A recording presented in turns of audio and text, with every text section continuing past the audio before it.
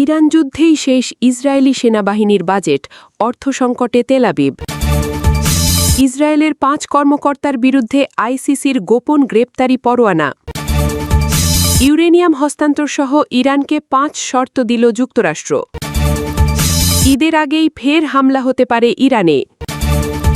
প্রিয় দর্শক, এবার জানিয়ে দিব বিস্তারিত। তবে তার আগে আপনি যদি এই চ্যানেলে নতুন দর্শক হয়ে থাকেন তাহলে চ্যানেলটি সাবস্ক্রাইব করে দেবেন পরবর্তী সকল আপডেট নিউজ সবার আগে পেতে।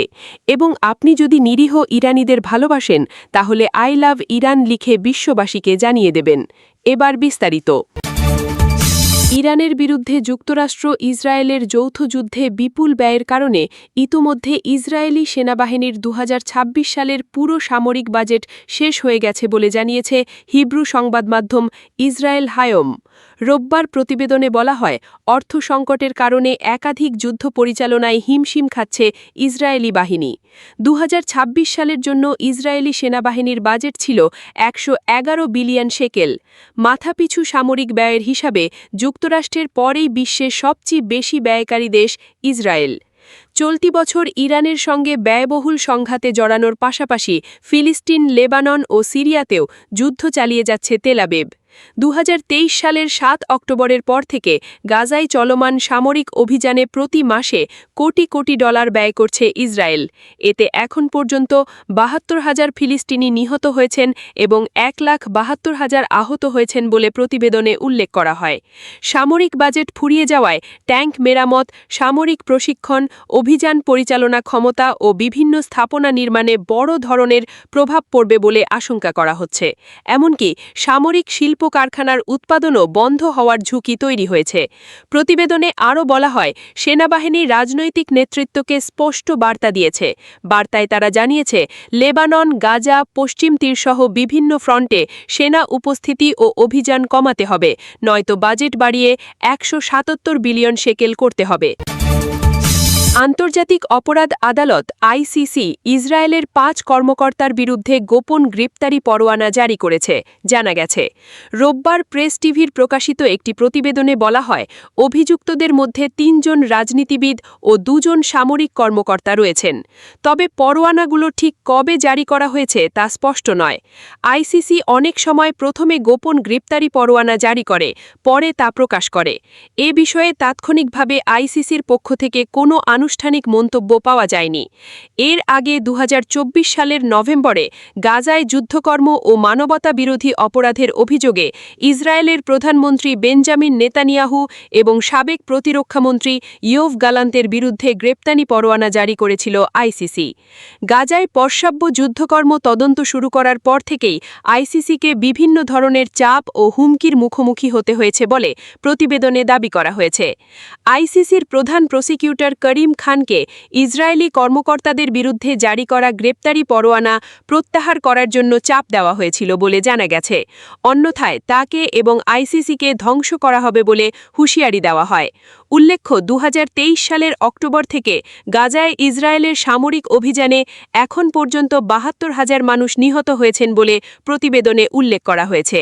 নিহতদের বেশিরভাগই নারী ও শিশু। এছাড়া আহত হয়েছেন আরও প্রায় ১,৭২,০০০। চলমান আলোচনায় ইরানের সামনে ৫টি বড় শর্ত তুলে ধরেছে যুক্তরাষ্ট্র। রোববার ২০২৫ সালের ১৭ মে ইরানি সংবাদমাধ্যম ফার্স নিউজের প্রতিবেদনে বলা হয়েছে, তেহরানের পারমাণবিক কর্মসূচি ও আঞ্চলিক উত্তেজনা ঘিরে ওয়াশিংটন কঠোর অবস্থান নিয়েছে। প্রতিবেদনে বলা হয়, অতীতে শাসন ও নীতিগত সিদ্ধান্তে ইরানের যে ক্ষতি হয়েছে তার জন্য কোনো ধরনের ক্ষতিপূরণ দিতে অস্বীকৃতি জানিয়েছে যুক্তরাষ্ট্র।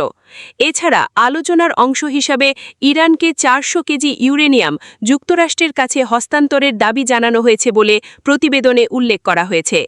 আরেকটি শর্তে বলা হয়েছে, ইরানের পারমাণবিক স্থাপনাগুলির মধ্যে কেবল একটি সক্রিয় রাখা যাবে। একই সঙ্গে বিদেশে জব্দ থাকা ইরানের সম্পদের ২৫% ছাড় দিতে রাজি হয়নি ওয়াশিংটন। প্রতিবেদনে আরও বলা হয়, বিভিন্ন অঞ্চলের সংঘাত বন্ধের বিষয়টিকে আলোচনার অগ্রগতি ও সমাপ্তির সঙ্গে যুক্ত করেছে যুক্তরাষ্ট্র। এমনকি এসব শর্ত মানা হলেও যুক্তরাষ্ট্র ও ইসরায়েলের সামরিক হুমকি বহাল থাকবে বলেও দাবি করা হয়েছে। ইরানি সংবাদ মাধ্যমগুলো জানায় যুদ্ধ বন্ধে ইরানের প্রস্তাবের জবাবে যুক্তরাষ্ট্র কোনো বাস্তব ছাড় দেয়নি। মেহের নিউজ বলছে, যুদ্ধের মাধ্যমে যে ছাড় আদায় করতে পারেনি, আলোচনার মাধ্যমে সেটাই আদায়ের চেষ্টা করছে যুক্তরাষ্ট্র।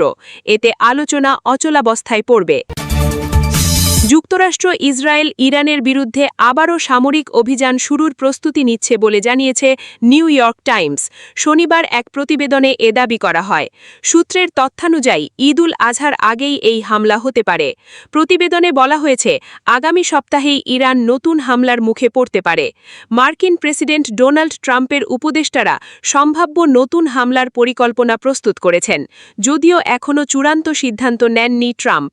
সূত্রের বরাতে প্রতিবেদনে বলা হয়, ট্রাম্পের বিবেচনায় থাকা বিকল্পগুলির মধ্যে ইরানে আরও ব্যাপক বোমা বর্ষণ করা এবং বিশেষ বাহিনী দিয়ে স্থল অভিযান করে পারমাণবিক স্থাপনা থেকে সমৃদ্ধ ইউরেনিয়াম সরিয়ে নেওয়ার মতো বিষয় রয়েছে।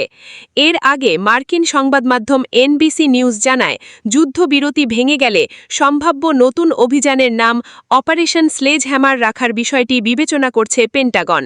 প্রতিবেদন অনুযায়ী এবারের হামলা 28 ফেব্রুয়ারি শুরু হওয়া অপারেশন এপিক ফিউরির চেয়ে কয়েক গুণ বেশি ভয়াবহ হবে। ইরানের সঙ্গে যুদ্ধ শেষ করার কূটনৈতিক প্রচেষ্টা নিয়ে মার্কিন প্রেসিডেন্ট ডোনাল্ড ট্রাম্প ক্রমশ হতাশ হয়ে উঠছিলেন।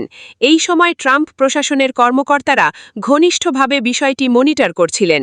তারা ভাবছিলেন, ইরানের সঙ্গে চীনের ঘনিষ্ঠ সম্পর্ক রয়েছে, তাই চীন সফর এ বিষয়ে তাদের কোনো গুরুত্বপূর্ণ অগ্রগতি এনে দিতে পারে। কিন্তু শুক্রবার ট্রাম্প যুক্তরাষ্ট্রে ফিরে এসে দৃশ্যমান কোনো অগ্রগতির কথা জানাতে পারেননি।